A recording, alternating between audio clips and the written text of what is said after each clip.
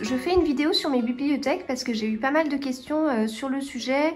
Et quand je me suis dit que du coup j'allais faire une vidéo, je vous ai en plus posé la question sur Instagram si vous vouliez voir des choses en particulier. Donc voilà, alors les bibliothèques elles sont dans notre salle à manger, on en a plusieurs. C'est un modèle Ikea basique, ce sont des Billy et ces Billy n'existent plus. C'est des anciennes Billy non seulement parce que la couleur, cette couleur-là n'existe plus. Et puis, on n'a pas des petits trous sur tout le long.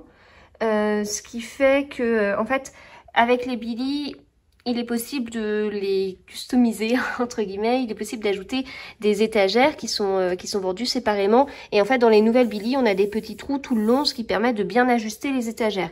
Et c'est pratique notamment pour les livres de poche, parce que vous voyez, là, il y a une certaine perte d'espace, alors que si on avait si j'avais mis les étagères où je voulais, ça n'aurait pas été le cas.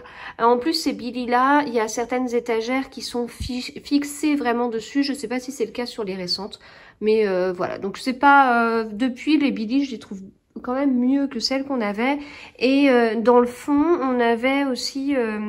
c'est pas très chouette parce que on avait des... enfin, le fond n'était pas bien. Donc on a mis en fait du papier peint dans le fond. On a fait ça en 2015, je crois. Et les Billy, les toutes premières, on a dû les avoir en 2007 quand on a commencé à s'installer. Et donc vous voyez, on a mis du papier peint, un rose et puis un peu plus original. Et on a alterné comme ça. Et c'est le cas dans presque toutes les bibliothèques, sauf la dernière qu'on a achetée. Donc au niveau de l'organisation, alors faut savoir qu'on a quand même beaucoup de bibliothèques. On a plus de bibliothèques que ce qu'on a de livres. Enfin disons que... on peut encore acheter 500 livres, peut-être pas 500, mais on peut encore bien s'équiper, on aura de la place pour les mettre. Donc là, si j'essaye de me reculer un petit peu, voilà un peu, donc on a la table de la salle à manger juste devant, voilà un petit peu ce que donne le plus grand mur où il y a des bibliothèques, oui. Donc les premières étagères là, c'est uniquement les gros livres, voilà, les gros et beaux livres. On les met, on en met un par étagère, voilà. Donc c'est quelque chose qu'on a changé assez récemment, il y a moins d'un an, je pense, parce que j'avais vu quelque chose qui me plaisait bien sur Instagram et à ce moment-là, il nous manquait un petit peu de place pour ranger nos livres. Et du coup, la solution, c'était donc de distinguer les livres de poche des gros livres pour, là, ici, mettre un livre par étagère. Et en revanche, les livres de poche, on en met 2 par étagère. Voilà. Et du coup, ça nous a permis de vraiment gagner beaucoup de place comme ça. Alors, ce qui est dommage, c'est qu'on voit pas tous les titres. Et des fois, il y a des titres que j'aime bien qui sont cachés. Mais tant pis, on a de la place. Et donc, tout en bas... on a des jeux. Ça, c'est un peu moins joli. Mais c'est de mieux en mieux. Hein. C'est tous les jouets qui restent des enfants en bas. Franchement, on se limite à ça maintenant, alors qu'avant, on n'avait pas une salle à manger, en fait. On mangeait dans la salle de jeu des enfants. Donc, on a quand même gagné sur ça. Et ça fait du bien, quoi. C'est plus rangé, c'est plus propre. Donc voilà, donc vous voyez, j'ai 3 Billy de 80 cm de large, une de 40. On a des sur-Billy, hein, donc c'est-à-dire que la dernière étagère, en fait, c'est un surmeuble. Et puis, on s'est amusé à mettre quelques lumières dedans, donc on en a 3. Et je trouve ça sympa. Alors ça, c'est une idée que j'avais trouvée... en faisant un magasin, je crois que je sais plus si c'était Alinea ou Fly à l'époque, ça date. Et je trouvais ça super rigolo. Donc c'est des petites lumières Ikea. Mon mari a percé derrière et tout. Puis en fait on a une multiprise qui est cachée tout en bas. Et puis quand on l'allume, on a nos lumières. Voilà, on a quelques bibelots aussi, mais les bibelots bougent en fonction des livres, etc. Le fait d'avoir rangé ça comme ça, avec des trous en fait, enfin avec justement des bibelots comme ici, ici, etc. ça permet de pouvoir insérer des livres, de pouvoir avoir des endroits où décaler les livres. Parce que quand on est sur une partie comme ça, bah, on voit que c'est plein et quand on veut mettre un livre en plein milieu et ça va décaler le reste, bon bah alors ça va décaler sur là, et puis là on voit qu'on a un peu de place. Pourquoi on insère des livres en plein milieu? C'est parce que en fait je suis un petit peu trop carrée et vous voyez là il n'y a pas de rangement par comment dire, par couleur. Alors ça j'aimerais beaucoup, hein. Franchement il y a des bibliothèques notamment de jeunes adultes qui sont mais trop belles avec des couleurs et tout. Moi si je classais par couleur, enfin mon mari il a plein de livres noirs entre ses Cornelis et Goodkind, les Gemelles ils sont un peu sombres. Moi tout en haut là, tout là c'est mes Agatha Christie de chez France Loisirs. Alors ils sont chouettes, mais je préfère les avoir en bloc plutôt que de les mettre par couleur. Enfin, donc ce serait pas vraiment réalisable. Il était possible aussi de les mettre par maison d'édition. Alors j'y ai pensé parce que ça permettrait d'avoir une certaine unité, je trouve, visuellement, ça peut être pas mal du tout. Sauf que ça arrive qu'on ait un auteur qui soit pas dans les mêmes maisons d'édition. Donc ça m'agace un peu parce que, alors ça arrive notamment, on a Jérôme Loubry, chez Calman Lévy, chez Livre de Poche et chez France Loisirs. Donc ça veut dire qu'il serait dans 3 tas différents. Non, c'est pas possible. Donc du coup, le classement le plus naturel, et c'est comme ça qu'on classe nos livres depuis qu'on a... bah, en fait, je crois que c'est comme ça que je classe mes livres depuis que j'ai une bibliothèque, hein, donc c'est depuis que je suis bien jeune. Et donc on les classe par ordre alphabétique sur le nom de l'auteur. Et comme on a cassé en deux les gros livres et les livres de poche, eh bien on a un classement alphabétique de nos gros livres. On n'en a quand même pas tant que ça, hein, mais là, donc on commence avec Jane Austen. Et puis on s'arrête à Werber, là on en a pas mal. Voilà. Et puis ensuite les livres de poche, eh bien on commence derrière. Voilà, avec cela. Et puis on continue, mais les livres de poche, on continue assez loin. Parce que là, je vous montre qu'une partie des bibliothèques. Quand je vous dis qu'on n'a pas autant de gros livres que ça, c'est parce que là, vous voyez que la première partie. Donc ensuite, hop, je vous fais visiter ma salle à manger au passage. Ensuite, eh bien, l'ordre alphabétique continue ici, sur nos bibliothèques murales. Ça, je sais plus comment j'ai eu l'idée de faire ça. J'ai dû voir ça aussi dans un magasin. Alors, enfin, en fait, j'ai eu l'idée et après, il a fallu trouver ces fameux petits cadres. Et maintenant, je trouve qu'on en voit beaucoup plus que ce qu'on avait avant. Et en fait, là, on a 2 marques différentes. Alors, ça se voit peut-être pas tant que ça. Mais en fait, on a... Je peux pas vous dire où est-ce qu'on les a achetés, je me rappelle plus. Mais là, en fait, on en a un en pain comme ça et un peu rond et moins large que là où c'est plus pointu. C'est un bois un peu grisé et puis c'est un peu plus profond. Voilà. Donc, en tout cas, on continue comme ça au niveau des bibliothèques ici. Donc ça veut dire que si on a trop de livres de l'autre côté, bah, ça vient là. Sauf que, comme je vous disais, hop, on a quand même des endroits où on a des trous, comme ici. Donc on a quand même là largement la place d'ajouter même 10 livres avant de devoir s'attaquer à nouveau à la partie murale, quoi. On continue. Hop, donc on a ces livres-là. Ensuite, on a mon nouveau fauteuil jaune. Et puis, on a cette nouvelle bibliothèque qu'on a... C'est la dernière qui est arrivée il n'y a vraiment pas longtemps. Et on continue l'ordre alphabétique ici. Alors là, ça, le lapin, normalement, il est là. Donc, il y a quelqu'un qui est venu jouer avec. Et puis, voilà, on continue. Voilà. Ensuite, hop, on a l'entrée avec un petit peu de bazar. Donc ici, aussi un petit peu de bazar. On continue l'ordre alphabétique avec une petite Billy. Voilà, on n'a pas beaucoup de livres, hein, on n'a que ça. En dessous, c'est là où on met nos sacs. Donc avec notamment les Harry Potter.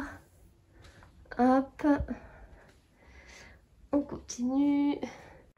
Donc on a ces bibliothèques là. Donc pareil, des Billy qui sont, qui sont remplies entre guillemets. Hein, parce qu'on voit qu'il y a quand même pas mal de trous. Là, ici aussi, on a des livres, c'est pas du tout des livres de poche, et puis on a triché. Ah oui, parce que comme on a ajouté une bibliothèque, parce que je trouvais qu'il y avait un trou, et alors qu'en fait les livres étaient très bien mis sur cette bibliothèque, il a fallu se dépatouiller. Donc on a, ici on a des livres que sur, on n'a qu'une rangée par étagère, alors que ici on est à 2. Pareil, tout en haut on n'a qu'une rangée. Ici on est à 2, voilà. Après on a des grosses boîtes, hein. Dans les grosses boîtes on a nos chargeurs, j'ai des encours tricot.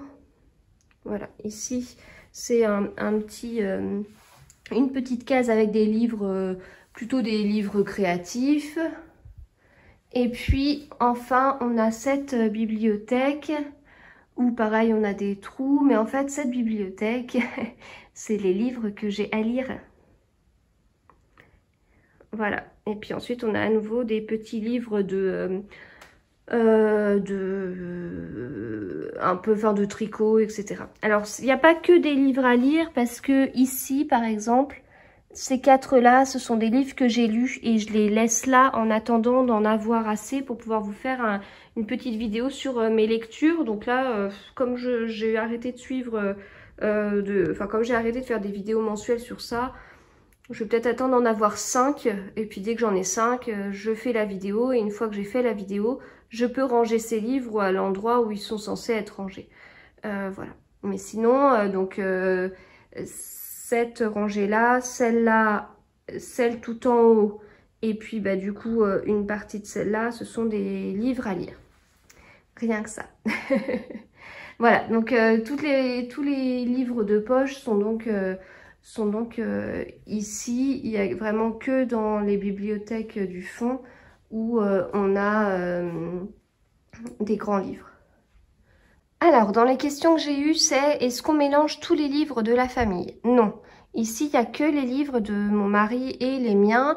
Mon mari, il est principalement fantasy, donc on a du Goodkind.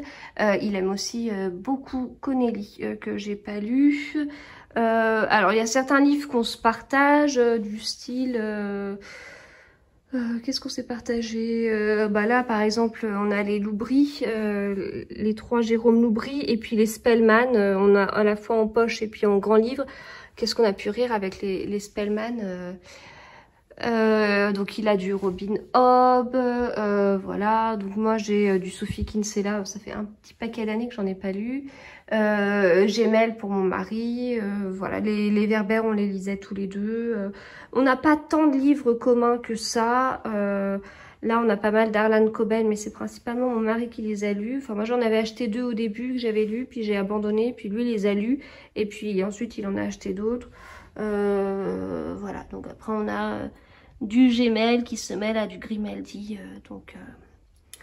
les Ken Follett, alors les 2 qui sont là, on les a lus tous les 2. Lui a lu Les Piliers de la Terre, mais pas moi, et j'aimerais bien, parce que j'ai tellement dévoré les 2 pavés là. Mince, je fais tomber des câbles.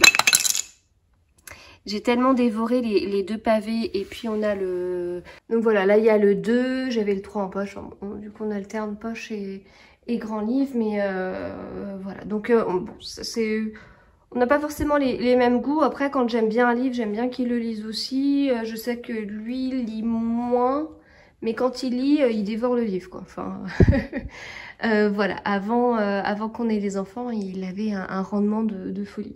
Mon mari, il peut sans problème lire un livre sur 1 ou 2 jours et puis s'arrêter de lire pendant 3 semaines. Alors moi, mon autrice préférée, parce qu'on m'a posé la question, c'est Agatha Christie. Alors j'ai un trou ici et puis un autre trou là-bas, voilà. un trou là parce que j'ai lu le livre et je vous en ai pas encore parlé, donc je l'ai pas rangé, et un trou là parce que je suis en train de lire le livre, Le crime d'Halloween. C'est mon autrice préférée. J'ai cette collection en livre de poche que je trouve vraiment superbe, chez France Loisirs, pardon, que je trouve superbe, et c'est un petit lapsus révélateur parce que derrière, en fait, je voulais les avoir en format livre de poche aussi. Elle a écrit énormément de livres, et en fait là les France Loisirs, alors ils sont très bien, ils sont beaux. Ils sont pas forcément transportables facilement, et puis j'y tiens. Donc au début, ce qui faisait mourir de rire mon mari, je les avais achetés puis je voulais pas les lire. Et je les avais déjà en fait dans un format vintage, dans les collections Club des Masques, etc. achetés d'occasion, que j'ai lu sans problème quand j'étais plus jeune, et maintenant j'ai du mal à les lire. Je trouve la traduction un peu vieillotte en fait, et tout cela ont été retraduits, et avec du coup ils sont plus accessibles, et moi qui tricote et lis en même temps, bah, c'est un petit peu plus simple, j'ai un peu moins à me concentrer sur l'écriture qu'avec cette fameuse traduction. Bon, après ça fait poser des questions, hein, parce que l'écriture elle-même n'a pas changé. Je veux dire, quelqu'un qui lit le livre en anglais, il lit la plume d'Agatha Christie, il n'y a pas quelqu'un qui vient remanier le texte pour avoir une version plus récente. Mais bon, je ne lis pas en anglais, donc voilà. Donc au final, je vais me refaire la collection d'Agatha Christie en version livre de poche. Alors, je la mettrai pas comme ça, hein, parce que comme j'y tiens, je me débrouillerai pour pour mettre tous les livres sur une seule rangée et les mettre en valeur, quoi. Donc peut-être que ce sera la transition du genre, je les mettrai ici, juste après la collection des gros livres. Donc voilà du coup pour cette question. Les enfants ont chacun des Billy dans leur chambre. Donc ma dernière, elle a les livres qui vont pour son âge, mon fils pour son âge et ma grande pour son âge. Quand on voit qu'il y a certains livres qui correspondent plus, enfin c'est pas qu'ils correspondent plus, mais c'est quand je vois que mon fils lit assez bien, disons, s'améliore en lecture ou grandit et a besoin d'autres livres, je vais piocher chez ma grande pour voir les livres qui peuvent correspondre à mon fils, et dans ces cas-là, on fait un transfert de livres et récupère les livres de sa grande sœur, et puis on regarde au passage si dans sa bibliothèque, il n'y a pas des livres qui pourraient plutôt correspondre à sa petite sœur, et puis quand il y a des ventes d'occasion, des trucs comme ça dans le coin, on va prendre... on va regarder dans les livres de ma dernière s'il n'y a pas des livres où elle est vraiment trop grande pour ces livres-là, si c'est pas des livres un peu bébés, dans ces cas-là, on s'en sépare, sauf si on y tient. Voilà, donc on fonctionne un peu comme ça. Après, bon, mes enfants, ils ont 9, 7 et 4 ans et demi. Il y a quand même un énorme décalage entre un lecteur et un non-lecteur.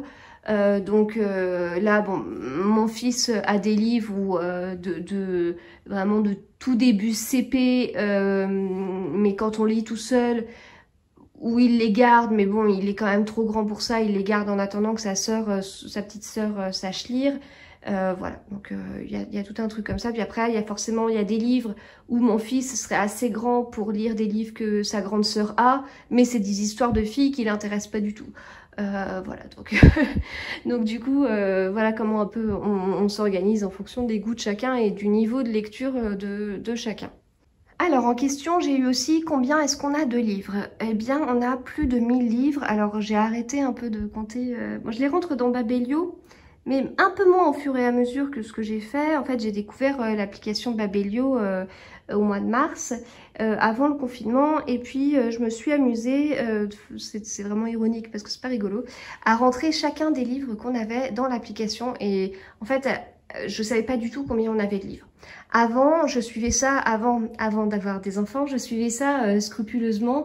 J'avais un fichier Excel avec chaque livre, chaque auteur, un fichier Excel classé par auteur, et du coup je suivais les livres comme ça, et le fichier Excel, je l'avais toujours dans ma messagerie, que je puisse tout le temps le consulter, parce que je travaillais à côté de la Fnac à Saint-Lazare, où j'allais de temps en temps les midis, c'était génial. Et je l'adore parce qu'elle est super grande, mais maintenant ils ont un peu, ils ont changé les emplacements et je me repère plus par rapport à mes habitudes d'avant.